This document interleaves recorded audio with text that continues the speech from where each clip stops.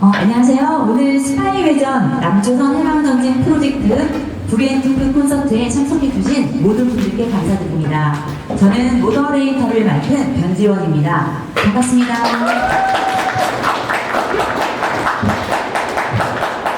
전 범민련 사무총장, 재범 간첩 민경우의 충격 고백 실화 에세이, 스파이 외전 남조선 해방전쟁 프로젝트의 북앤토크 콘서트 제1탄, 지금부터 북앤토크 콘서트를 시작하겠습니다. 그럼 스파이 외전 남조선 해방전쟁 프로젝트의 저자이자 시민단체 기뢰 민경우 대표님 소개합니다. 큰 박수로 환영해 주시기 바랍니다.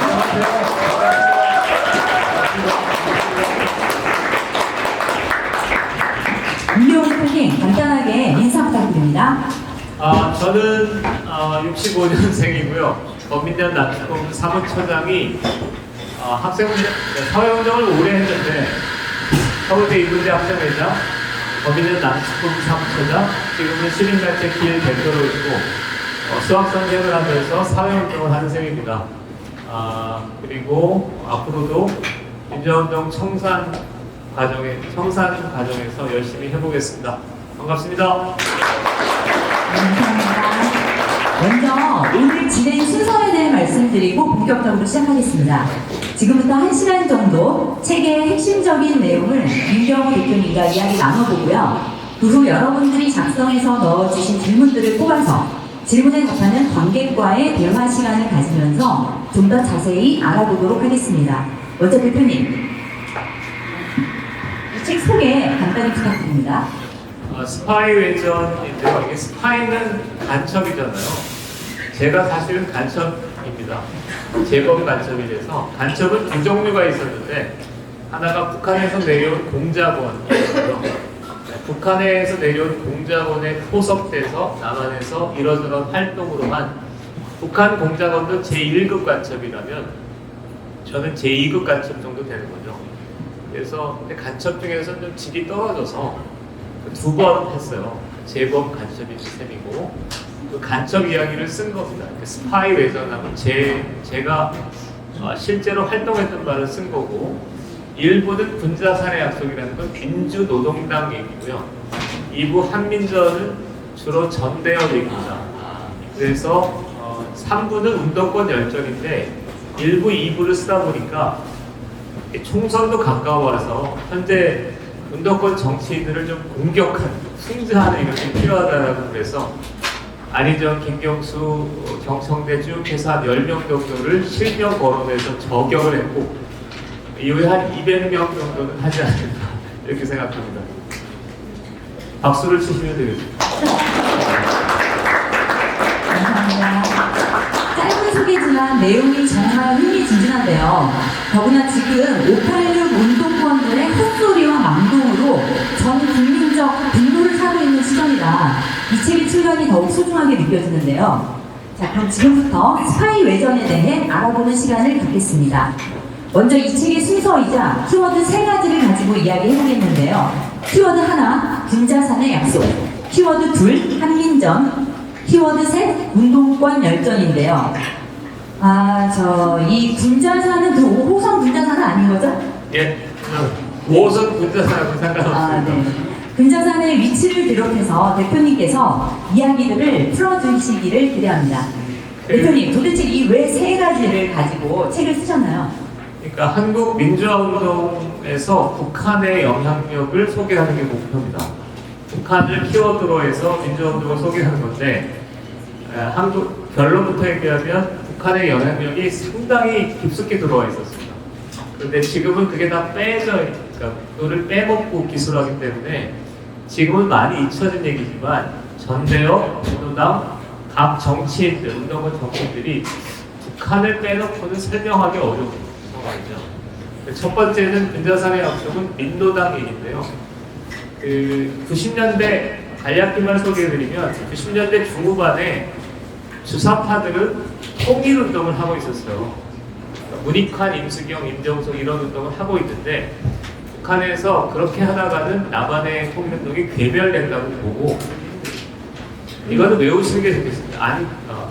오정렬이라고 있습니다. 오정렬 선생을 북한에 불러들여서 합법적으로 갔는데 가서 안경호 오정렬이 만나서 남한의 주사파들한테 이제 통일운동 그만두고 민노당으로 갈아타. 이게 핵심적인 지시, 지령, 설득입니다. 그래서 20년 민주노동당 역사는 이것으로 인해서 안경호 오정렬 만남으로 기본 세팅이 이루어진 겁니다. 그러니까 민노당의 70%가 이 70%가 북한의 영향력입니다. 그 다음에 한민전인데 한민전을 잘 모르실 텐데 통역당이 있거든요. 통역당 아시죠? 신용복 관련된 거. 이게 80년 이전에 남한의 지하당이에요. 지하당, 북한이 개입된 지하당인데 이건 나중에 다시 얘기할 기회가 있을 것 같아서 한민전 얘기만 다시 하면 북한의 방송이에요.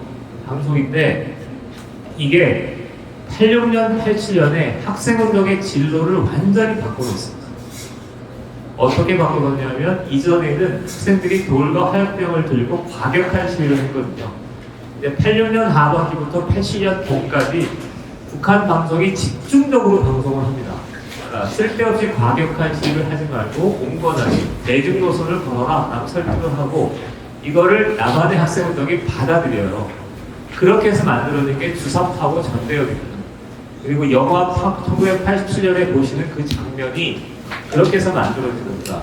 결과적으로 얘기한다면 북한 방송, 한민전 방송이 남한의 전대협을 만드는 3파 역할을 했다. 이게 두 번째 얘기고요. 사실은 저도 이 책을 쓰면서 전에는 북한의 영향력이 이 정도일 줄은 잘 생각을 못했어요. 제가 서울대 인문대 학생회장을 지냈는데 생각보다 강력한 영향이 있었구나 이거고요. 그 다음에 세 번째는 이제 운동권 열전, 운동권 정치인들 소개하는 건데 여기서 주목할 만한 거는 안희정이 됐든 김경수가 됐든 주사파나 북한과 조금이라도 연루된 정치인들의 회고록이 있습니다. 회고록을 제가 한 20권 정도 봤는데 거의 100% 그 회고록 중에서 북한 관련 내용들은 사실과 다릅니다. 그러니까 김경수의 회고록에 그 북한 관련 내용은 다 빠져 있습니다. 안희정의 회고록에도 다 빠져 있습니다. 그러니까 운동권 정치인들 중에서 북한 관련 회고록은 불리하다고 판단해서 그런지 전부 다 빠져 있습니다. 그러니까 회고록이 사실이 아닌 거죠. 자, 여기까지 하겠습니다. 네, 제가 이제 좀 더 자세히 여쭤볼 건데, 듣고 나니까 정말 놀랍고 궁금해지는데요. 특히 그 충북에 있는 군자사는 정말 한번 가보고 싶네요. 저는 이 책이 좋았던 점 중 하나가 기존의 어떤 사상이나 인형처라기보다는 에세이 스필 같은 느낌이 들었고 또 대표님의 솔직한 감정이 묻어나서 더욱 와닿았는데요. 특히 등장인물들이 참 재밌었다고나 할까? 굉장히 흥미로웠어요. 그래서 먼저 군자산의 약속에서 저는 그 한호석이라는 인물이 눈길을 끌던데요. 마치 영화처럼 드라마틱하고 재밌게 쓰셨더라고요. 대표님, 한호석 어떤 인물인가요? 한호석을 잘 모르실 거라고 생각하지만 한호석 이름을 기억하셔야 됩니다. 현재 주사파들은 거의 100% 한호석의 생각을 따르고 있습니다. 한호석이 뭐냐면 옛날에는 남한에서 데모를 막 해서 민주정부를 세우면 그 민주정부가 북한과 대등한 통일정부를 세우는 게 목표였거든요. 문익환, 임수경, 임종석 다 이렇게 생각을 했는데 2000년대 초반에 한호석이 등장하면서 바뀌었습니다. 그러니까 북한이 핵과 미사일을 가지고 남한을 강제적으로 통일시킨다 이런 기조입니다. 이게 뭐와 연동되냐면 첫 번째는 경기 동부 이석기 사태가 났을 때 그 이석기의 문제의식이 있다. 이 한호석의 문제의식입니다. 그 다음에 최근에 북한의 지금 한국 사회는 북한을 너무 만만히 보는 경향이 있는데 북한은 그러니까 생존을 위해서 이렇게 버틴다 이런 것보다도 핵과 미사일을 개발해서 남한을 접수하겠다 이런 생각을 실제 갖고 있을 거로 생각합니다. 그리고 그것을 가지고 한호석을 앞장세워서 남한의 주사파들한테 설득을 하고 작업을 하고 있는 것으로 보이고 한호석의 생각을 알고 싶으면 자주15에 그냥 들어가시면 됩니다. 자주15라는 사이트에 들어가시면 한호석이 남조선 해방전쟁 이렇게 나와 있잖아요. 그런 얘기를 그냥 공공연하게 써놔 있어요. 아주시고요. 한우석을 잘 모르시더라도 앞으로 좀 기억하시는 게 좋을 것 같습니다. 그리고 이 책에서 가장 충격적이랄까 좀 놀라운 부분은 바로 북한의 개입에 대한 부분입니다. 이 부분을 지금 바로 대표님께 한번 좀 자세히 들어보고 싶은데요. 북한의 군사 개입이요. 네네. 지금 원래 이렇게 근엄하세요. 그러니까 좀 제가 얘기하면 웃기도 하고 좀 그러시면 좋을 것 같은데 북한의 군사 개입은 이렇게 돼 있습니다. 써 있어요. 한호석에 글에 써 있고 써 있는데 북한이 핵과 미사일을 쭉 개발하면 어디까지 개발하냐면 괌이나 오키나와나 미국 서부의 핵 미사일이 도달할 때까지 개발하면 미국이 개입을 못할 거다. 왜냐하면 괌이나 오키나와나 이런데 미국 시민권자들이 다치니까 그 정도까지 핵 미사일을 발전시키면 미국의 개입을 봉쇄하면 남한 정도는 우리가 접수할 수 있다. 그리고 최근에 정찰위성 쏘잖아요. 그리고 북한 애들이 보면 우리가 서울, 평택, 오산 여기를 정찰위성으로 정찰했다 이거예요. 평택이 군사기지가 있거든요. 오산도 그렇고 서울도 그렇잖아요. 그래서 그게 2025년에서 2027년까지 북한이 선정하는 바입니다. 북한에 그렇게 또 하나는 이거는 남한의 내정을 흔들어서 남한의 어떤 군사력 태세가 무력화되면 2025년, 26년, 27년 제가 볼 때는 연평도의 한 10배 정도 되는 군사국력이 있겠죠. 그것도 이제 인천, 평택, 오산, 울산 이런 데 연쇄적으로 치는 정도의 개입이 있을 수 있다라고 저는 생각합니다. 네. 그럼 자연스럽게 저희가 아까 그 키워드 두 번째인 한민전으로 넘어가 보겠습니다. 자, 여기서 접하셨던 분들은 잠시 침묵을 좀 해주시고요. 관객 여러분 중에서 한민전의 뜻을 아시는 분이 혹시 계실까요? 아무도 안 계신가요? 대표님, 한국민족민주전선. 발음도 되게 어려운데 이 어려운 단어를 단도직입적으로 이게 뭔가요? 저희에게 좀 알아듣기 쉽게 좀 설명 좀 해주시겠어요? 53년 한국전쟁이 끝나고 나서 김일성이 무슨 짓을 하냐면 그러니까 북한에 있는 남로당 출신자들 중에서 북한으로 월북한 친구들 찾아봐. 그렇게 해서 그 사람들을 북한 공작원으로 만들어서 남쪽으로 내려보냅니다. 그렇게 해서 당을 만드는데 지하당을 만드는데 그중 가장 큰 게 통역당이잖아요. 통일혁명당. 이거는 기본적으로 아셔야 그 다음 얘기가 진행됩니다. 통일혁명당의 굉장히 중요한 인물이 신영복이죠. 북한이 아마도 53년 이후 가장 아꼈던 넘버원이 신영복입니다. 가장 아꼈던 사람, 김종태 신영복이죠. 통역당 라인. 그런데 80년 광주한테 근데 통역당이 68년에 깨집니다. 깨지니까 북한이 묘한 짓을 합니다. 이 한 방이 그러니까 북한의 대남 공작전에서 가장 성공했던 역사입니다. 통역당이 깨졌거든요. 그런데 68년에 깨졌는데 69년에 마치 살아있는 것처럼 통역당 북한에서 방송을 해요. 통역당이 깨진 거 아니야. 살아있어. 북한은 지금 통역당은 지금도 남쪽에서 활동하고 있어. 이렇게 선전을 한 20년간을 해대요. 그러다가 이제 85년에 남쪽의 주상파가 막 성장하니까 통일혁명당을 살짝 이름을 바꿉니다. 그게 한국민족민주전선입니다. 그리고 한국민족민주전선이 방송을 내보냈는데 지금은 이제 완전히 사라졌는데 평양방송은 평양 어투로 하잖아요. 위대한 김일성 동지 뭐 이렇게 하는데 한민전 방송은 그렇게 안 했습니다. 그러니까 여기는 나긋나긋한 서울말로 전두환 정권을 타도합시다 그래놓고 여기는 서울입니다. 한국민족민주조선 중앙위원회가 전 국민에게 보내는 서한을 발표했습니다. 그러니까 86년, 87년에 서울대 운동권의 한 80%가 이 방송을 들었습니다. 그러니까 저도 물론 들었습니다. 그래서 5.18을 하게 되면 한민전중앙위원회가 전 국민에게 드리는 서한을 발표했습니다. 쭉 읽고 나서 막판에 뭐라고 그러냐면 1991년 7월 한국민정민주노선 중앙위원회, 제가 워딩한 이거 똑같이 봤습니다. 그러니까 학생들이 86년 87년에 한민전 중앙위원회가 서울에 있다. 그리고 이 사람들은 한국민중의 전이 지하당이다. 이렇게 믿었습니다. 실제로.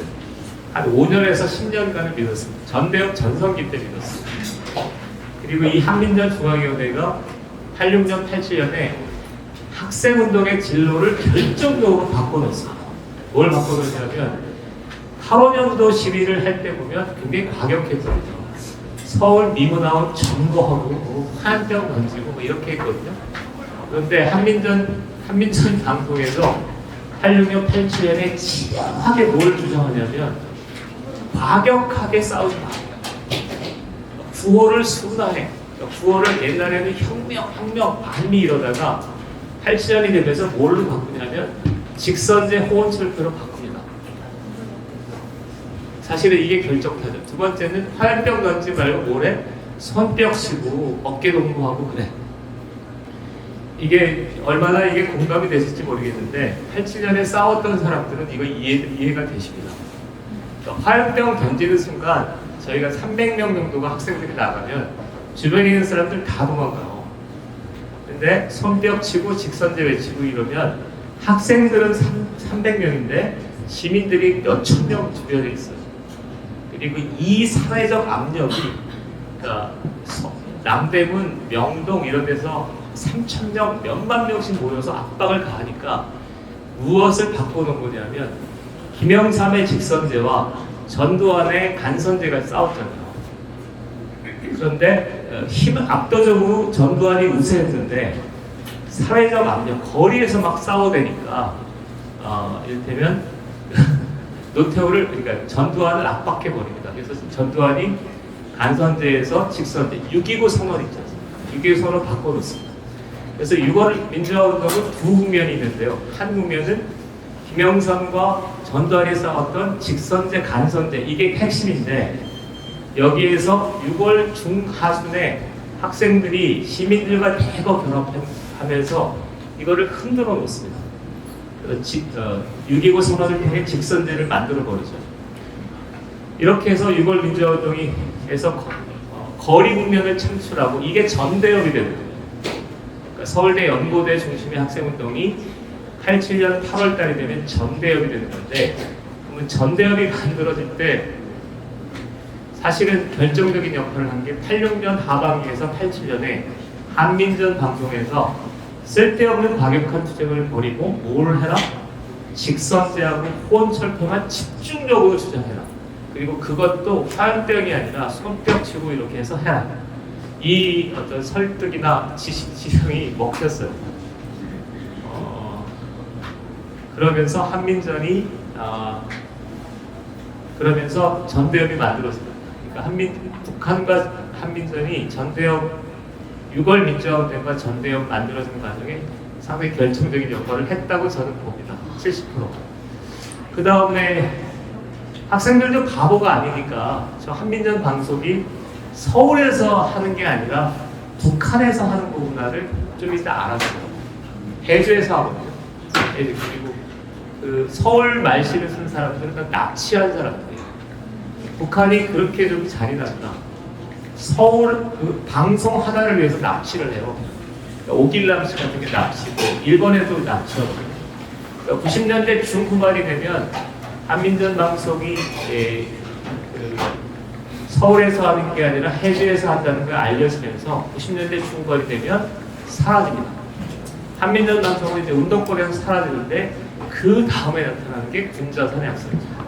그러니까 집요하게 상황을 80년 이전에 통역당, 그 다음에 80년대에서 90년대 중반까지가 한민전, 그 다음에 2000년대가 군자산의 약속입니다. 그래서 북한의 대남 개입이 상당히 집요하게 진행됩니다. 진짜 무슨 스파이 영화에 나오는 그런 조직 같네요.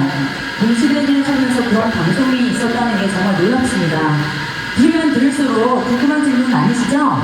시작 전에 나눠드린 질문 용지에 적어주시면 잠시 후 2부에서 Q&A 시간을 갖도록 하겠습니다. 자, 이제 마지막을 향해 달려가고 있는데요. 마지막 운동권 열전. 이 부분에 대해서는 제가 한 명씩 이름을 호명하면 대표님이 코멘트 해주시면서 1부 순서를 끝내도록 하겠습니다. 10명 정도인데요.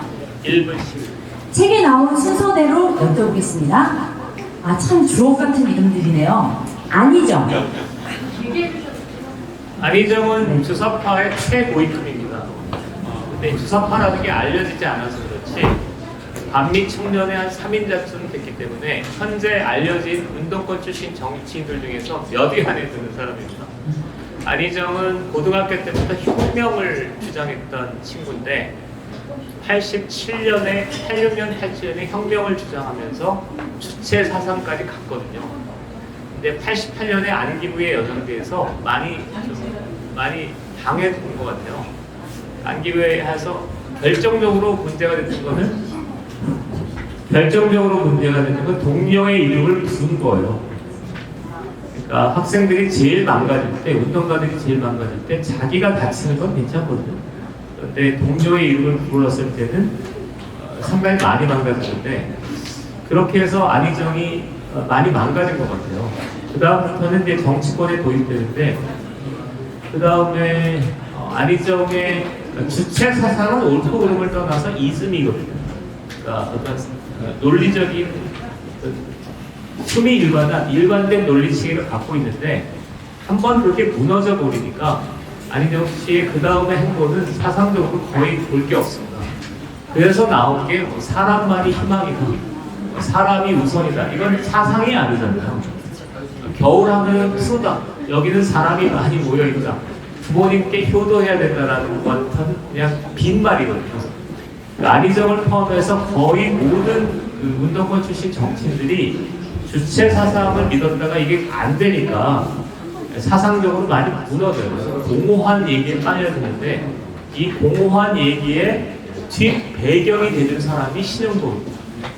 그러니까 신영복이 사람만이 희망이다, 사람이 우선한다 이런 공허한 레토릭을 하고 혁명의 어떤 이승 혁명이나 혁명의 열풍이 사라진 운동권 정치인들이 거기에 빠져들면서 2000년도 신영복 열풍이 그죠. 그게 문재인, 그 다음에 거의 모든 운동권 정치인들의 책 속에 신영복이 자주 등장합니다. 그게 다 그런 맥락이라고 생각합니다. 네, 다음은 김경수. 김경수 씨는 주사파입니다. 주사파 때 4학년, 5학년 때 자민통 그룹이라고 있습니다. 꽤 진한, 한국에서 아주 진한 주사파 운동을 했는데 그 얘기가 싹 빠져 있어요. 그러면서 제가 이제 김경수는 2년 정도 후배니까 야, 이럴 거면 자서전을 쓰지 마라. 그러니까 이 40년 전에 있었던 얘기를 그 얘기를 하나 못 밝힐 거면 아주 진하게 했던 친구가 아니거든요. 그러면 회고록 같은 거 쓰지 않는 게 좋겠다 이런 생각이 들었고 안희정보다 훨씬 진하게 신영복류의 공허한 휴머니즘에 빠졌습니다. 그래서 김경수는 오늘 취지에 따르면 자기의 청년 시절에 사상적 궤적을 일부러 은폐한 사람이죠. 생긴 건 잘생겼는데 드루킹 사건에 연루된 거나 자기의 과거를 은폐한 거나 좀 양심적, 도덕적 잣대로 보면 글쎄 그렇습니다. 다음은 정청래. 우리의 자랑스러운 정청래는 쩔입니다. 상쩔입니다. 학생운동을 했다고 좀 보기 어려워. 학생운동가 그러니까 있는데 저는 학생운동을 굉장히 고위급에서 하건 저위급에서 하건 간에 학생운동을 했던 건 좋은 일이잖아요. 그렇게 생각하시죠? 그 젊은 시절에 우리가 국위 영화를 누리려고 그런 거 했던 건 아니거든요. 근데 그래서 학생운동을 어떤 형태로 했든지 간에 그래서 존중받아야 된다고 생각합니다. 자, 어떠세요? 민주화운동을 했던 건 그게 주체사상이나 사회주의 경도에서 문제이긴 하지만 그 젊은 21살, 22살짜리들이 나름 좋은 일을 하려고 했던 거잖아요. 이거는 받아들여 주십시오. 네. 그 다음은 아니 정청래는 할 얘기가 더 많지. 근데 정청래도 그렇다고 생각해요. 근데 정청래는 두 가지가 문제입니다. 하나는 너무 뻥튀기가 돼 있어요. 그러니까 회고록을 보면 쭉 찬찬히 깨놓으면 알맹이가 요만큼인데 이거를 이만큼 부풀려 놓은 친구예요. 정청래. 그리고 두 번째는 제가 참을 수 없는 것은 그러니까 정청래가 2016년에 안철수를 욕했던 거예요. 이게 제가 좌파의 시절에 그거를 보고 제가 결정적으로 우파로 넘어가는 계기가 됐는데 내가 민주화운동할 때 너 뭐 했냐는 건데 안철수는 백신 맞이고 그랬던 사람 아닙니까? 그런 사람한테도 그렇게 얘기한다면 이 양반이 어디 가서 그 민주화운동 했던 역할을 분장처럼 할 거 아니에요. 그런 거는 참을 수 없었습니다. 세 번째는 안철수, 정청래는 굉장히 불투명한 과거들이 있습니다. 그래서 그거는 나중에 다시 얘기하고 쩔입니다. 상쩔입니다. 정청래나 뭐라 그러면 저한테 데리고 오시면 됩니다. 그 다음은 송영길. 송영길은 앞으로가 더 기대되는 사람이거든요. 지난날의 과거보다 앞으로 그의 행보가 참 기대되는 사람입니다. 송영길은 PD거든요, PD. NLPD에서 저는 PD를 운동권으로 보지 않기 때문에 그렇긴 한데 10% 되는 PD예요. 인민노래 출신입니다. 그런데 이 양반이 지금은 제일 문제가 뭐냐면 PD도 주사파, 그 다음에 참여연대 같은 시민운동도 주사파가 돼버렸어요. 이해가 되시나요? 다 뭐 친일파가 어쨌든 그딴 소리 하고. 그러니까 송영길은 애초에 기본적인 사상적 심정 구조가 약하니까 그냥 사회가 애대화되는 과정에서 그냥 주사파로 넘긴 것 같아요. 그리고 책을 보시면 송영길은 체격도 그렇잖아요. 단순 무식한 스타일이에요. 정청래, 송영길은 사상을 논하는 게 조금 불편한 사람이에요. 사상보다는 싸우자, 뭐 내가 남이가 뭐 이런 문장 대부분이 그래요. 정청래가 쓴 대부분의 얘기는 애국하자, 정의롭게 살자, 뭐 이런 얘기를 가득해요. 사상이라는 게 별로 사상을 논하기에 좀 불편한 사람이다. 정청래, 송영길. 그 다음은 하태경. 넘어가야 되는데. 하태경은 개인적으로 잘 알아요. 잘 알고. 왜냐하면 하태경 제가 아들을 개인 가입을 했거든요. 수학 문제. 지금요? 옛날에 한 3년 전에 하태경 의원은 굉장히 제가 좋아해서 넘어갈까요? 하태경 의원은 운동권에 관련해서는 비주사 NL입니다. 비주사 NL. 그러니까 주사 NL이 있고 비주사 NL이 있는데 그거의 갈림길은 수령론입니다.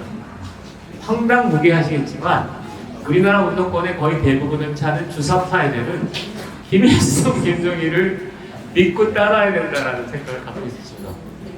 여기서 저를 비웃으셔도 상관없습니다. 그렇습니다. 그런데 서울대 하태경 의원은 그거에 아니에요. 그래서 비주사에 내리고 하태경 의원 보고 전향 대상이라는 건데 하태경 의원은 전향할 이유가 없는 사람이에요.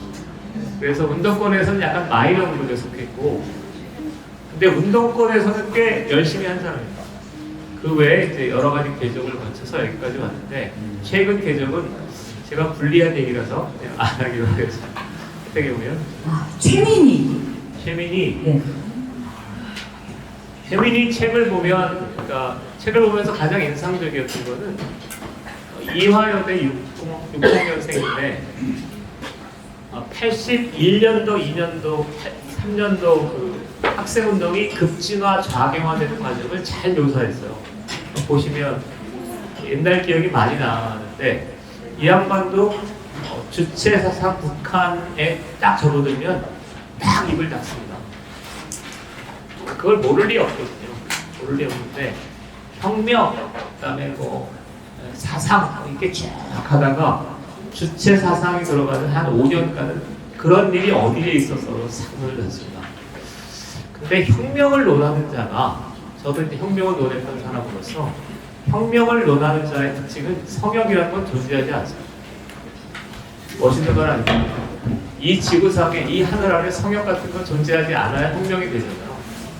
근데 거기에서 마지막 성역을 준다면 애초에 혁명을 논할 자격이 없거든요. 굉장히 멋있는 말을 하는 것 같은데 나중에 있어요. 박수 한번 쳐주세요. 혁명을 논할 때 세상에 무엇이 오더라도 나는 그 마지막 성역과 붙어보겠다. 이게 혁명이지 않습니까?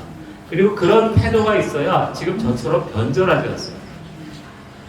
변절? 전향? 근데 막스 레닌주의 쫙 하다가 주체사상이 딱 들었으니까 언제 그래야 한다는 듯이 그건 싹 빼먹는다면 애초에 혁명할 자격이 없었던 거죠. 자, 일단 넘어가겠습니다. 제가 우리를 일으키는 네, 그 다음은 김부겸. 김부겸은 개인적으로 저는 김부겸 씨는 좋은 인상을 가져요. 서울대 80년대 중반 학번들은 김부겸에 대한 신화를 많이 갖고 있어요. 서울에 볼 때 가장 연설을 잘했던 그런 사람인데 김부겸은 황당한데 거기가 중부지역당 이선실 간첩과 연루되어 있습니다. 연루되어 있는데 연루된 건 별게 아닌데 이 양반이 최근에 쓴 글을 보면 중부지역당 이선실 사건들이 다 조작이다 이렇게 써놨어요. 무슨 이런 대권 후보로까지 오는 사람이 이런 호모맹랑한 얘기를 하나 싶은데 근데 우리나라 운동권 대다수가 그렇습니다. 근데 우리나라 운동권 한 유명한 사람들 한 10명 앉혀놓고 너 칼 팔기 어떻게 생각해? 또 물어보십시오. 그러니까 이렇게 공개적인 석상에서 말고 술자리에서 술 한잔 따라주고 근엄하게 이렇게 물어보면 운동권 정치인들 중에서 칼 팔기는 북한의 소행이다. 많이 나와야 30%. 나머지 40%는 안기부의 조작이다. 나머지 30%는 잘 모르겠지만 그거는 북한의 소행이라고 단정짓기 어렵다. 이런 소리를 합니다. 지금 정신 상태가 딱 그래요. 멀쩡해 보이시죠? 저기 지나다니는 여기 한겨레 신문 기사를 100명 있다 치면 70명이 끝난 소리가 그 정도로 지금 뭐냐면 멀쩡히 걸어다니는 인간의 모습과 그 사람의 뇌 구조는 전혀 다른 상태에 있습니다. 그게 지금 40대입니다. 40대가 지금 저런 상태에 있는데 김부겸은 우리나라 저 최고위급 정치인이 어떤 지금 심리 상태에 있는가를 보여주는 사례입니다. 상당히 심각합니다. 그 다음은 우상호. 우상호 씨는 개인적으로 같이 활동을 했었고 87년 유골항쟁 때도 활동을 했는데 여기도 제가 느끼는 거 회고록을 왜 쓰나 차라리 쓰지 마라. 그러니까 연대 총학생회장 87년도였고 반미 구국 학생동맹이라는 연대의 유명한 지하 서클의 회원입니다. 그리고 여기가 누구를 보냈냐면 임수경을 보냈어요. 그러니까 임정석이 보낸 게 아니고 연대 지하 그룹이 보냈거든요. 근데 이 연대 지하 그룹은 지금도 비밀에 쌓여있는 조직들입니다. 서울대 고대는 대부분 밝혀졌는데 연대는 다 알아요. 다 알아요. 40년 됐는데 모를 리가 있습니까? 다 아는데 자기들끼리는 그걸 비밀로 막 간직하고 있어요. 그래서 그 비밀을 우상호 씨의 회고록에도 비밀을 안 밝혀냈어요. 프리메이슨처럼 100년, 200년, 300년 동안 간직했다 이런 건데 근데 그럴 거면 왜 저기 회고록을 쓰지? 이런 겁니다. 마지막 인물은 정봉주입니다. 정봉주는 좀 기억을 하실 필요가 있습니다. 그러니까 제가 여러분의 생각과 저랑 제 생각이 좀 다를 수 있다는 걸 하시면 지금 민주당 국회를 장악하고 있는 사람들은 전통적인 386 운동권이 아닙니다. 그러니까 전통적인 386 운동권은 이 사람들은 입만 열면 무슨 소리를 하냐면 80년 광주와 87년 6월 민주화 운동 얘기를 합니다. 이 세대가 이인영, 우상호, 임정숙 이런 거고요. 근데 정봉주는 나이가 좀 많은데 81학번 정도 되는데 이 사람은 그 또 다른 분수령은 386 운동의 분수령은 80년 광주고요. 지금 현재 나서고 있는 사람들의 분수령은 2009년 노무현 대통령의 사망입니다. 노무현 대통령 사망을 계기로 그러니까 이전까지 볼 수 없었던 새로운 운동권이 등장하는데 그게 정봉주입니다. 정봉주 운동권인지 모르겠지만 우리의 자랑스러운 최강욱 동지, 그다음에 역시 자랑스러운 김영민, 김남국, 얘네들은 너 광주 얘기해봐 그러면 광주 잘 몰라요. 책으로만 본 사람들이에요. 그런데 얘네들은 주로 뭐냐면 주로 낙검수, 촛불, 그다음에 2009년 노무현 대통령 사망, 여기서부터 형성된 운동권으로 치면 운동권의 변종, 운동권의 악성 변종, 악성 암덩어리 애들이죠. 여기 철업애 같은 애들이 그렇습니다. 그래서 정봉주는 제가 책을 읽으면서 굉장히 재밌게 봤습니다. 나랑 좀 다른 애다. 그렇죠. 그리고 저는 굉장히 교양 있고 점잖잖아요.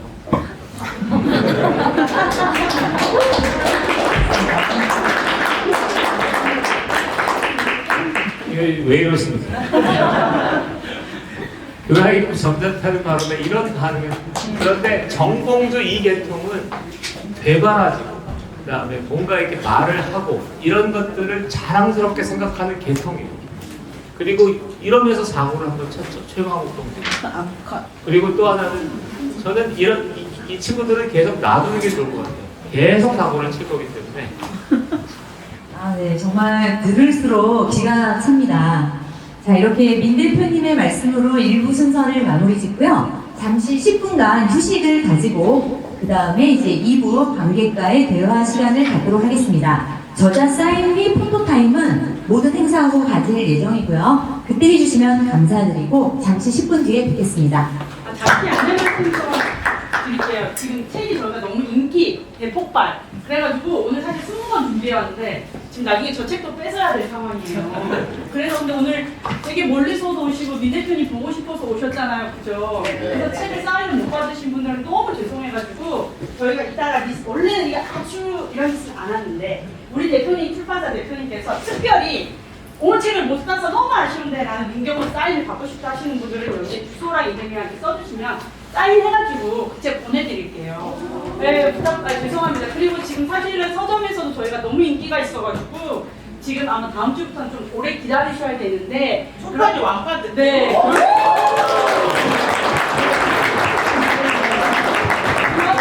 그렇다고 하더라도 좀 기다려주시고 주변에 많이 말씀해주시면 고맙겠고요. 이 책을 사셔야 여러분 좌파에 대해서 알 수 있고 나라가 바뀝니다.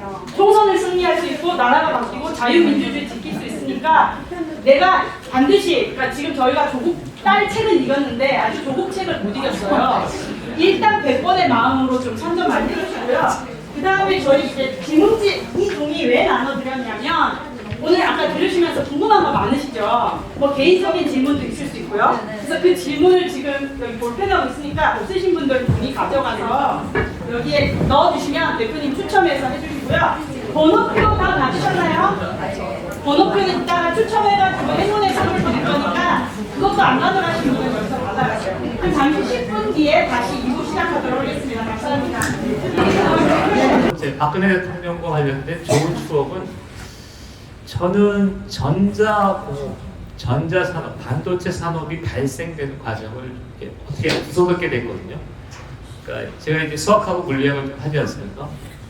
근데 거기에는 반도체 산업, 뭐 윌리엄 셔클리가 어떤 뭐 이런 얘기를 하다가 보니까 70년대 초반에 한국의 반도체 산업은 그러니까 굉장히 초보 유아틱한 건데 이거를 박정희 대통령이 쭉 이렇게 아주 결단을 해서 만들어내잖아요. 박정희 대통령이 하나 있었고 그 다음에 이건희가 있었고 이 두 명의 위대한 리더들이 70년대 초반에 세계적으로 보면 반도체 산업이 아주 그야말로 시작에 있을 때 어떻게 보면 개발도상국 한국에서 반도체 산업을 만들어내는 거고 그때 박정희와 이건희 박정희 대통령 이건희 사장이 했던 역할이 저는 굉장히 높이 평가합니다. 그런데 그 연장선에서 제가 미스터리한 과제 기억 중에 하나는 서강대, 왜 박근혜 대통령이 서강대 전자공학까지, 서강대 전자공학과 7공학번이에요. 잘 모르셨죠? 그러니까 박정희 대통령이 박근혜 대통령을 통해서 기술 입국, 산업 입국에 대한 의지, 집념을 표현한 것 같아요. 맞죠? 딸을 굳이 서강대 전자공학과에 입학시켰다. 이건 만만치 않은 일이거든요. 그리고 저는 그 어떤 DNA 뿌리가 이어지고 있다고 생각합니다. 그런 면에서 참 혼자 그걸 쭉 공부하면서 참 기억에 남을 만한 좋은 어떤 경험으로 갖고 있습니다. 자, 박근혜 대통령 이 정도 하시면 되겠습니다.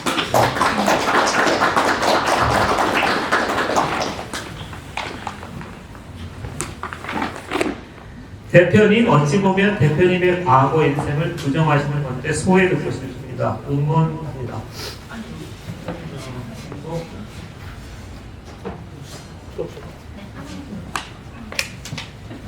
북한의 통일연선 연설에 대해 문의드립니다. 그 요지, 강점과 약점, 남한에서 행해진 대표적 사례, 대응 방안. 일단 소회를 소개해드리면, 저는 아까 말씀드렸는데 하늘 아래 성경은 없다. 이제 같이 봐야 됩니다. 그리고 내가 잘못했으면 언제라도 그냥 생각을 바꾼다, 이런 거지. 저는 특별하게 고통스럽진 않았어요. 그런 면에서 제가 좀 이렇게 깡다구가 있는 편입니다. 박수 한번 쳐주시죠.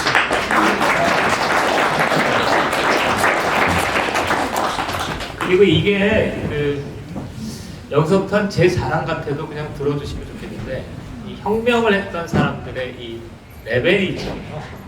레벨이 높은 사람들일수록 과거를 반성하는데 그렇게 힘들지 않아요. 내가 지금 뭘 하다가도 어떤 계기로 내가 틀렸다고 생각하면 그냥 뒤돌아서서 반성하고 그 다음에 뒤돌아서서 사과하고 이러는 거지, 그거를 좀 지루하고 비루하게 그걸 변명하고 이러지는 않습니다. 그런 면에서 우리 혁명운동의 그 레벨 높은 사람들은 그렇게 많이 해요. 김영환도 그러잖아요.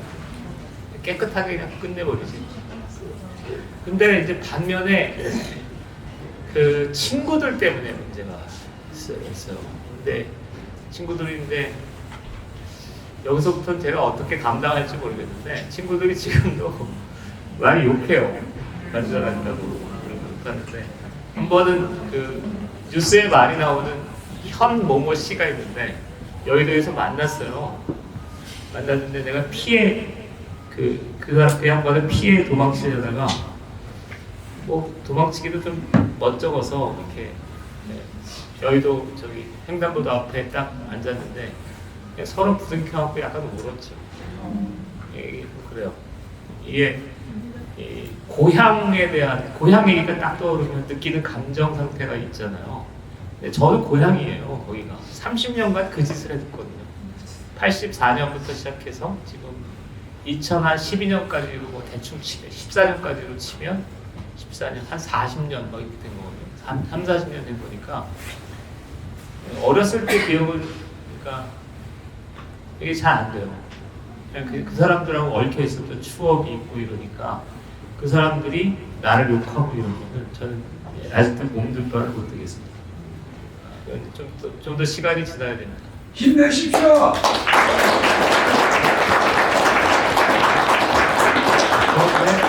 그런데 그렇다고 해서 뭐 타협하는 일은 없습니다. 세상이 무너져도 그런 일은 없습니다.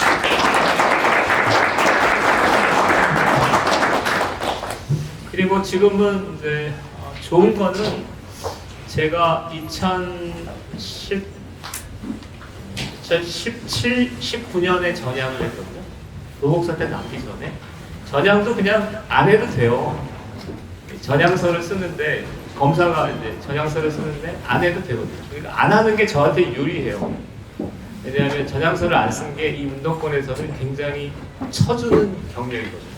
제 끝까지 전향서를 안 썼어요. 이게 쳐주는 경력인데 제 일부러 가서 썼어요.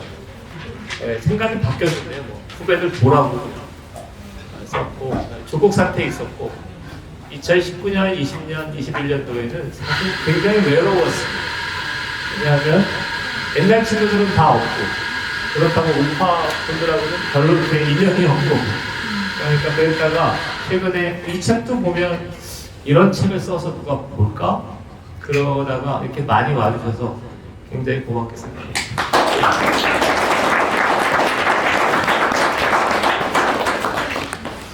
통일전선 전술이라는 건 그러니까 북한의 통일전선 전술인데 이거는 간략하게만 할게요.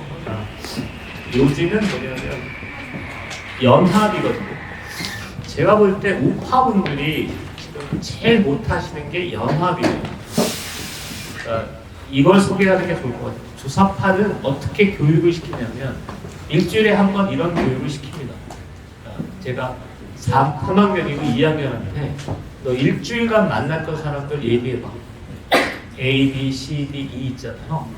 그 중에서 어른이 한 명 있다고 쳐. 그러면 그 사람한테 주체화상이 옳고 직선제가 옳고 그런 얘기를 했다라고 얘가 나한테 보고를 하면 무조건 야단부터 칩니다. 야, 이 새끼야. 어른한테 그게 뭐야?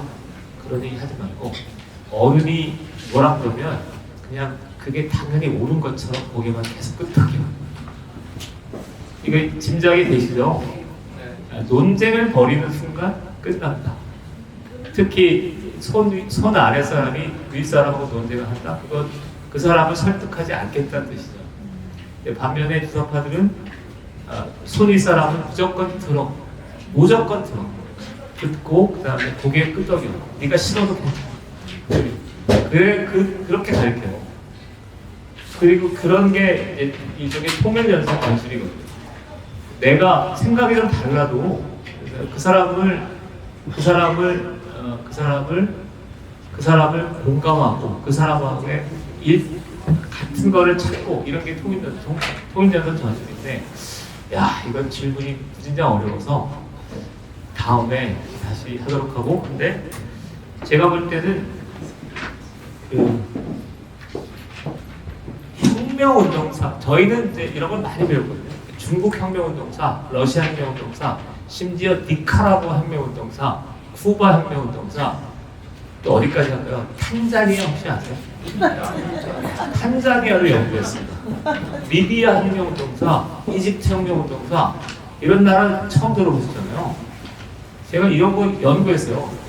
이 모든 나라를 관통하는 대원칙 중에 하나는, 그러니까 선명성을 강조하는 집단은 올라간다.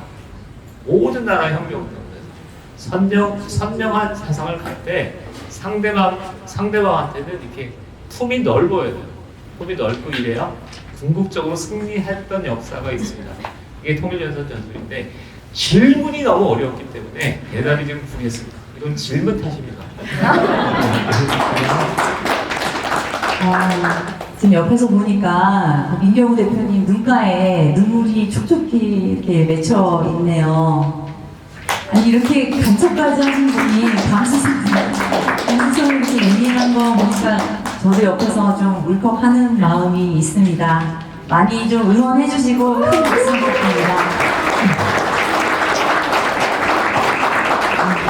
이제 슬슬 마무리를 할 시간인데요. 이 질문 더 해도 되나요? 조국도 완전히 주사파 맞죠? 조국이요? 예. 운동권이 아닙니다. 아닙니까? 주사파는 아니죠. 주사파가 아무나 주사파가 되는 게 아니라 추천들적하고 이상해요. 쩌리 중에 거기는 정청래는 쩌리고 조국은 운동권이 아예 아닙니다.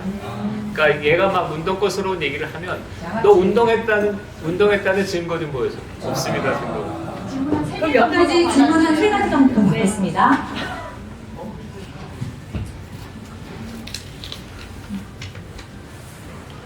무조건 좌파만 지지하는 4050은 어떻게 해야 하나요? 정신 차릴까요? 어떻게 하죠? 제가 볼 때 제가 제안하고 싶은 거는 오늘 이렇게 분위기가 나름 괜찮으니까 제가 하려고 하는 거를 제안하고 하는데 4월 달에 저는 이긴다고 봅니다.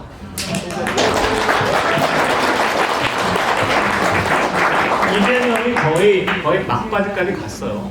1973년 프랑스 혁명의 자코뱅당을 보는 것 같아요. 자코뱅당이 막판에 로베스피에르가 지가 죽거든요. 그렇게 보는데 그 다음 국면이 이제 문제가 되는데 저는 어게인 88 운동을 할 건데 저랑 같이 하시죠. 어게인 88. 사람들이 오해하는 것 중에 하나는 87년도에 제가 거리에 나갔을 때 제가 연설을 여러 번 했어요. 그러니까 광주에서 사람들이 죽었습니다. 그러면은 시민들이 뭐라 그랬냐면 야 어디 너 봤어? 증거내다 막 그랬거든요. 그러니까 87년 거리에서는 5.18 광주에 대해서 사람들이 부정적인 생각을 갖고 있었습니다. 근데 이게 바뀐 게 언제냐면 88년 청문회입니다. 5.18 청문회 노무현, 이해찬 이게 스타가 되잖아요. 그리고 결정적으로 바뀐 건 이것 때문에 바뀌었습니다. 여명의 눈동자, 그 다음에 두 번째는 꽃잎, 이런 모래시 이런 것 때문에 바뀌었잖아요. 그래서 88년도 내년에 4월달에 이기고 나서, 그러니까 그 다음에 어게인 1988이라는 건 제가 이 책을 쓴 목적은 책에 있지 않습니다. 저는 책 같은 데 할 때는 관심이 없구나. 죄송합니다. 잘못했습니다. 이 책을 PD가 보고 방송, 드라마, 다큐로 좀 만들었으면 좋겠다. 이렇게.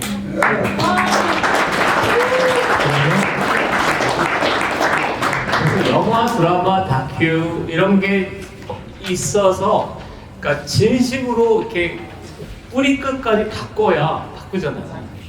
그래서 그 운동을 지금부터 하시면 어떨까 싶어요. 그리고 또 하나는 그게 하나고요. 그리고 또 하나는 저는 이제 40대 후배들을 좀 많이 알아요. 그래서 제가 시간을 좀 내서 모임을 좀 할까 해요. 모임을 해서 40대를 설득을 하는 모임, 치하, 비밀, 서클 모임을 해서 이렇게 해서 좀 사람을 설득할 생각으로 있습니다. 그까지가 제 책이고. 우리 같이 하시죠? 네. 다큐멘터리 맞으시죠? 네. 특히 마침 KBS도 좀 바뀌었잖아요. 어디 바뀌어야 돼요? MBC까지 좀 바꿔놓고, 그 다음에 대표님 운동권 낚시로 돌아가면 아들도 스파이 시킬 것인가요? 이게 제가 정말 저는 골수라는 게 2099년에 전주교도소에 있을 때 학생들 8명하고 저랑 혼자 있었어요. 그러니까 저는 정말 혁명가고 얘네들은 약간 웃기는 애들이죠. 그런데 그 보안 과장이 부르더니 그 비밀리에 부르더라고요, 저를. 그래서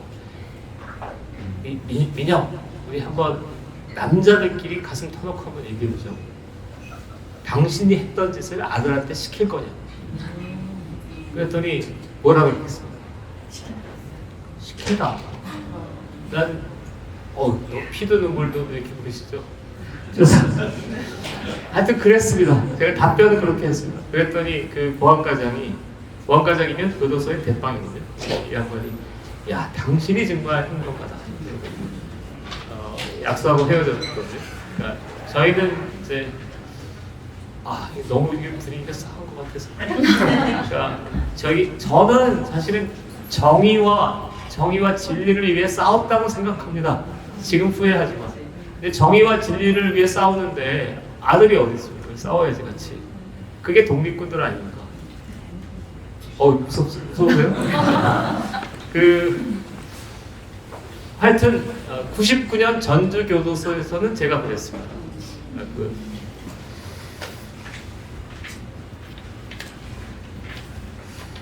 운동권은 왜 하나가치를 다 저리 뻔뻔한 거예요?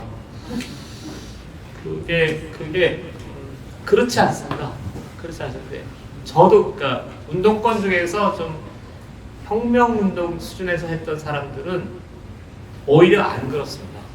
솔직합니다. 이를테면 김영환, 장기표, 구대환 이런 사람들 만나보면 특징이 3가지 있습니다. 첫 번째는 아직도 인간 해방, 세계 평화 이따위 소리를 하고 있습니다. 돈 문제 이런 데 별로 관심 없어요. 내가 이렇게 A라는 사람하고 막 얘기를 하길래 선배야 자식아 선배 그런 얘기 그만하고 당신 앞가림이나 해? 야단치거든요. 제가 야단칠 군번이 됐어요. 웃으셔야 됩니다. 이거 안 웃으시면. 그러니까 이 양반들은 자기 과거에 대해 솔직합니다. 솔직한데 틀렸다. 내가 얘기를 하다 보면 90년대 초반 내가 정세분석 틀렸잖아 자샤. 여기 자샤는 이렇게 저보다 높은 10년 선배들이에요. 내가 58세니까 꼴릴 게 뭐가 있어요. 막 야단치고 이러거든요. 그러면 틀렸잖아 그러면은 미안해 틀렸어. 그렇게 해요. 근데 이런 사람들은 지금 안 보이셔서 그렇습니다. 이런 사람 이해가 되시죠? 안 보이셔서 그렇고, 그다음에 2009년 제가 볼 때 우리 역사의 비극의 진원지는 노무현 대통령 사망입니다. 사망이니까 좀 피도 눈물도 없는, 그러니까 자기를 뻔뻔스럽게 변명하는 이런 운동권들이 주도권을 잡았어요. 물론 80년대 초중반에도 약간 그랬거든요. 그래도 그렇지는 않았는데 2010년도에 뻔뻔스러운 애들이 주도권을 잡았어요. 그리고 그런 애들을 모셔서 그렇습니다. 요약하자면 운동권이 다 그런 건 아니고, 운동권에 그런 생체가 있습니다. 이거 좀 길어질 것 같은데, 운동권에 그런 생체가 있습니다. 사회주의 이론이 원래 그렇습니다. 제가 우파하고 좌파하고의 결정적인 차이는, 우파는 좀 솔직한 진리관을 갖고 있습니다. 틀리면 틀렸다고 인정해. 이게 우파의 세계관이죠. 그러니까 제가 우파가 된 건데, 아니세요? 우파의 우월한 세계관은 DNA에서 가지고 있는 거예요. 좌파는 그렇게 아니에요. 그러니까 그게 레닌의 당파성 이론입니다. 틀렸어? 그런 거 필요 없어. 뭐가 중요하냐면 진리 같은 건 필요 없어. 누구한테 유리한 것만 중요해. 이게 좌파의 진리관입니다. 그래서 지금 운동권 전체가 이런 세계관을 갖고 있어요. 근데 그래도 2000년도, 90년도에는 이 정도까지는 아니었는데 2010년도가 되면서 우리의 자랑스러운 조국, 우리의 자랑스러운 한명숙, 김명수 이런 사람들이 대거 등장하기 시작하면서, 왜냐면 진리 따위 필요 없어. 누구한테 유리한가가 더 중요한 거야. 이렇게 이런 내용이 쫙 퍼진 거예요. 그래서 이것의 가장 큰 해악은 저 같은 변절자들을 대거 양산하고 있잖아요. 그래서 이제 이건 뭐 끝장낼 때가 됐죠. 그리고 좌파의 경우에도 우파의 그리고 끝으로 하고 싶은 얘기는, 제가 이제 우파가 된 결정적인 이유는 이거예요. 우파는 진리에 허심하고 솔직해라라고 가르치는 사상입니다. 이게 일반 우파가 그런 DNA를 내장하고 있지 않다면 저는 좌파에서 우파로 가지 않고 좌파에서 중도파로 가나 어디로 가나 저 달나라파로 갔겠죠. 우파가 그 사상을 간직하고 품격과 권위를 가져야만 사람들을 포용할 수 있잖아요. 끌어내기죠. 자, 됐습니다. 근데 지금 제가 이제 현장에서 질문을 한 세 분 정도께 현장 질문을 받으려고 합니다. 자, 오늘 이 질문을 안 하고 집에 가면 병이 날 것 같다 하시는 분, 그런 분 딱 세 분만 받겠습니다. 자, 손을 들어주세요. 질문 있으신 분 계신가요? 과감하게 손을 들어주시기 바랍니다.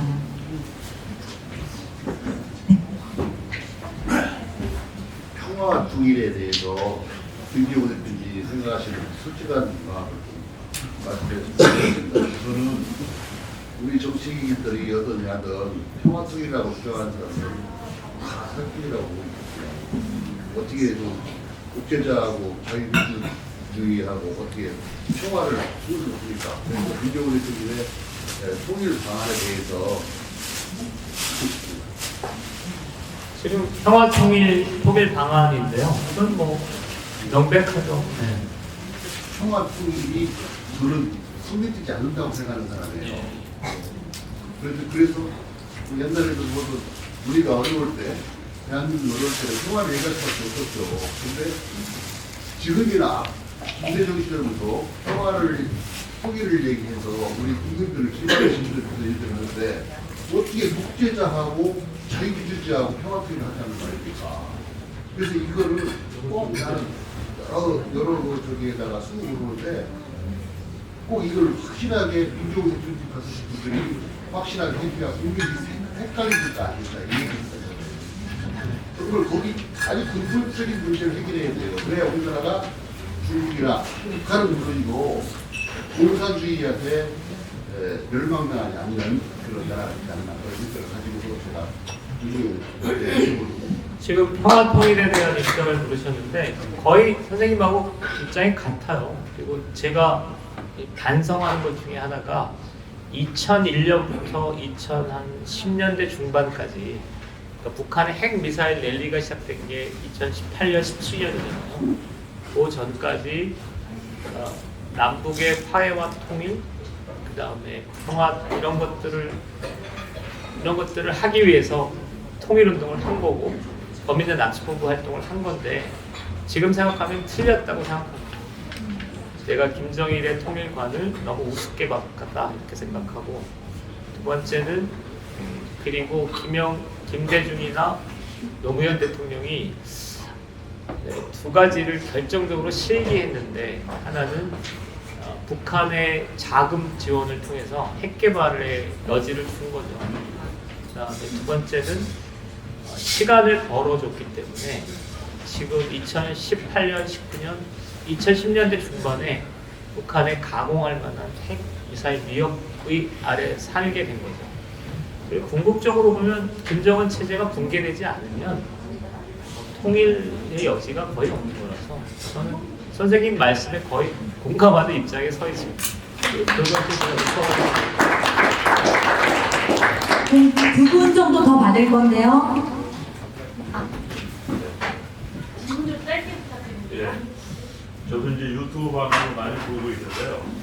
현재 주사파 핵심 세력이 민노총에 있다고 이렇게 민경 이렇게 말씀하셨는데 왜 현재 그런 국가에서 정부에서 민노총 같은 경우는 노동자한테인데 어떤 이념이라든가 이런 거 보면은 이적성이 충분한데도 왜 그것을 해산 못 시키고 있는지 그런 거에 대해서 설명 좀 해주십시오. 그게 조금 더 민감한 얘기를 하면 제가 민노총이 지금 주사파의 집결지인데요.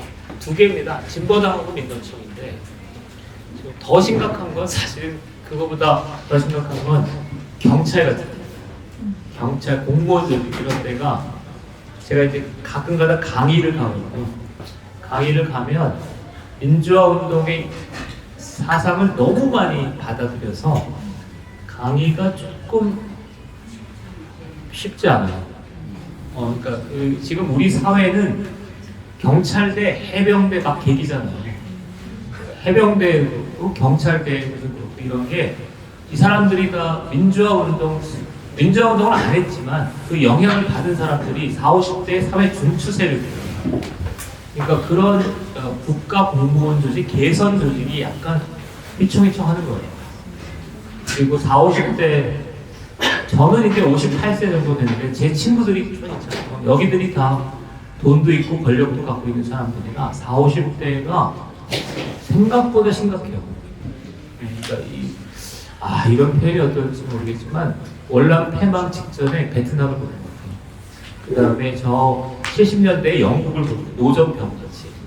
그래서 민주노총을 왜 저게 진압을 못하냐면 사회가 전체 그러니까 민주노총을 진압할 때 사회적 엄호 세력이 확실한 거예요. 그래서 못하는 거예요. 그래서 총선 끝나고 나서 일단 민주당이 좀 정리가 되고 그 다음에 사회 중추 세력을 정리하고 사회 여론을 정리하고 이런 순차적인 작업이 진행돼야 될 걸로 저는 봅니다. 그러니까 민노총은 민노총이 어느 정도냐면 간첩을 잡으러 들어가잖아요.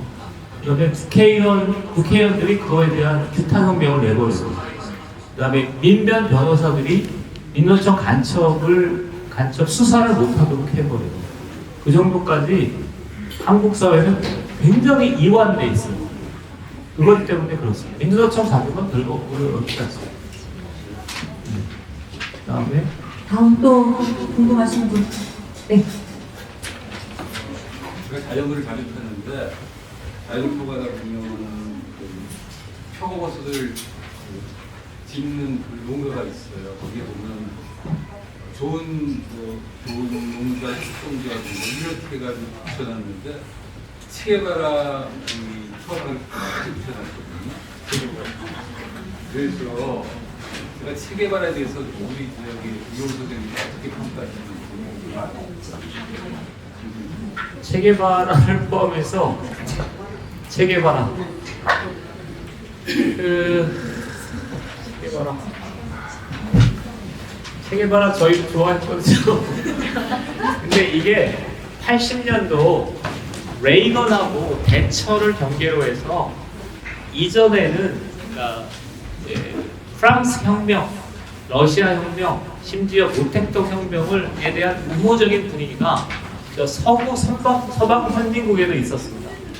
그게 뭘로 나타나면 68 혁명 때 체게바라 열풍이 불었거든요. 그러니까 1960, 70년대에 서방 선진국 대학생들의 진보파들의 어떤 그런 생각들을 반영하는 건데, 지금 자유로 거기에 체게바라를 이렇게 다시 한 친구가 있으면 그건 약간 덜 되네죠. 신규 버전으로 얼마든지 사회주의자들이 많거든요. 최근에 유행했던 건 샤베스입니다. 전 세계적으로. 그 다음에 제가 샤베스고, 그 다음에 김정은도 나름 인기가 있습니다. 이런 쪽이라서 그런데 제가 어떻게 말들을 그래서 제가 하고 싶은 얘기는 40, 50대 중에서 과거의 낡은 혁명론을 갖고 있는 사람들이 부직 있습니다. 그러니까 이게 여기는 이제 우파 성향인데 공개적인 석상에서는 얘기를 못 하는데 사석에서 제 친구들이 드글드글 하거든요. 근데 제 친구들이 하나의 사례를 들면 저하고 레닌 아세요? 1시간 동안 레닌에 대해서 토론을 했다니까요. 레닌, 그러니까 일반 사회인들은 아무도 모르는 레닌, 체게바라의 일대기를 잘잘잘 읊을 수 있는 세대입니다. 그 다음에 모택동의 신민주주의 혁명을 얘기했던 사람이거든요. 그런 세대가 있었는데 그 세대가 그대로 왔습니다. 다시 한번 정리하면 60, 70년대에 그 프랑스 혁명, 러시아 혁명, 중국 혁명을 실제로 하려고 했던 세대가 있는데 80년 레이건 대처 이후로 사회가 바뀌었어요. 그래서 그거는 그냥 머릿속에 잔재로만 있다가 2010년도 새로운 분위기가 형성되는데 이때 다시 이거를 끌고 오는 애들이 있어요. 샤베스, 김정은 막 끌고 들어와서 사실은 전 세계적으로는 아수라장이거든요. 미국 전 세계적으로 한국 같은 상황이 전 세계적으로 벌어오고 있기 때문에 그런 미망 속에 서 있는데 제가 대답을 잘 못한 것 같습니다. 자, 이 정도로 하시죠. 왜 이렇게 책이나 이런 걸 발간하는데 왜 다큐멘터리뿐만이 아니고 문화적으로 이게 이제 슬슬 뮤지컬이나 이런 게 나오기가 힘든 건지 그 전망을 어떻게 보시나요? 여기는 다른 분들이 하면 좋겠는데 항상 정치 투쟁이 빨라요. 정치 투쟁이 빠르고 이게 문화적으로까지 가는 건 오래 걸려요. 인프라가 없어요. 우리나라 영화 드라마를 제작할 인프라가 거의 없을 겁니다. 자, 여기. 네, 제가 영화를 하는 사람인데요. 지금 노무현 정부 이후에 완전히 문화계가 영화적으로 장악이 돼서 거의 99.9%가 다 좌파라고 보시면 됩니다. 저 혼자 거의 지금 약간 하고 있는 상황인 건데, 그래서 저는 이 책을 갖고 다큐멘터리를 꼭 만들어서 제대로 좀 알려드리고 싶어요. 많이 힘들어요, 사실. 여러분들이 그런 영화를 안 보셔야 돼요. 그리고 뭐 약간 농담으로 제가 이성균이 큰일이었다고 그러거든요. 이성균이 마약으로 걸리는 바람에 좌파 영화 드라마가 몇 개가 못 나와요. 그런 상황입니다. 그래서 여러분들이 저희가 지금 다큐도 하고 있는데 이게 제가 만약에 만든다는 게 소문이 나면 싹부터 잘라버립니다. 그러니까 아무것도 할 수가 없어요. 그래서 저희가 이제 대표님하고 미체를 아까 말씀하신 대로 냈기 때문에 나중에 저희가 뭐 펀드를 하든지 어떻게 해서 좀 하려고 하는데, 아시겠지만 우파 영화나 드라마 너무 재미가 없어요. 약간 대한뉴스 같은 느낌이죠. 그래서 그렇게 하면 안 되고 좀 재밌게 만들려고 지금 계속 대표님하고 저희 길에서도 계속 하고 있으니까 저희가 나중에 홍보하거나 하면 좀 많은 성원 부탁드리고요. 좌파 영화 들려 보지 마세요. 자, 이제 슬슬 마무리할 시간인데요. 여러분의 뜨거운 열의와 성원에 이 카페가 굉장히 훈훈해지는 느낌입니다. 자, 마지막으로 민경훈 대표님, 오늘 함께한 소감을 간략하게 좀 말씀 좀 해주시겠어요?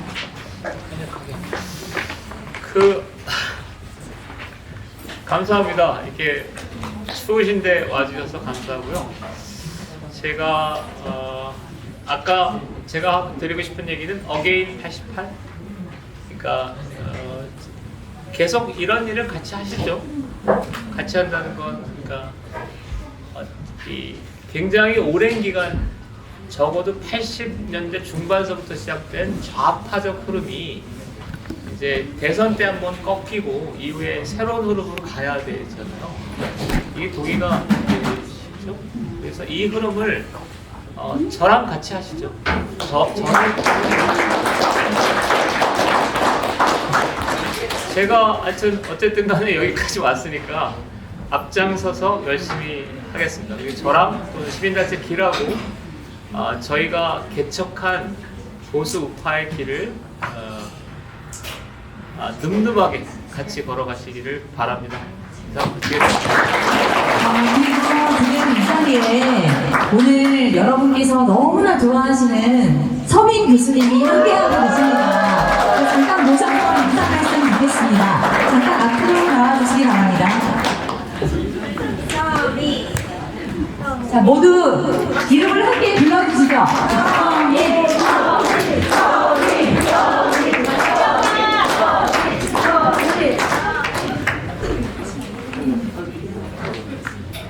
기생충 좀 확 잡아봐요. 예, 안녕하세요. 저 서민이라고 합니다.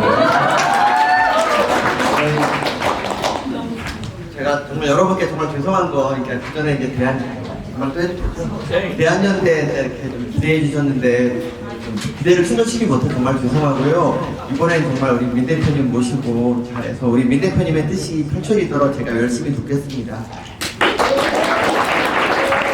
그리고 제가 여러분 스파이웨이전 꼭 그 1위 갑시다.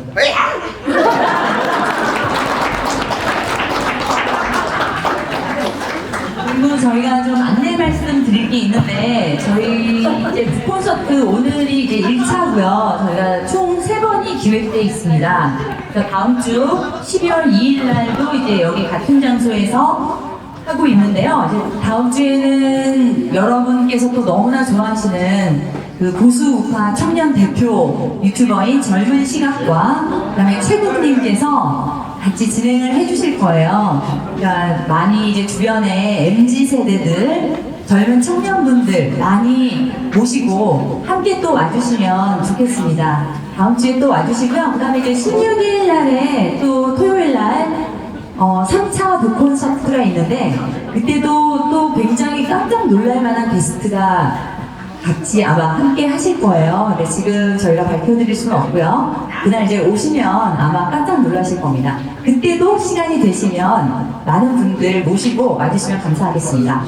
자, 이제 스파이회전 남조선 해방전쟁 프로젝트 북앤토크 콘서트 제1탄에 함께 해주신 모든 분들께 감사드리고 2024년 총선 승리를 이끌어줄 전국민 필독서 스파이회전이 이 자리에 참석한 모두가 구국의 마음으로 홍보해주시고 성원해주시고 응원 부탁드리면서 아울러 시민단체 길과 출판사 트라미스에게도 많은 응원 부탁드립니다. 오늘 함께 해주셔서 정말 감사합니다.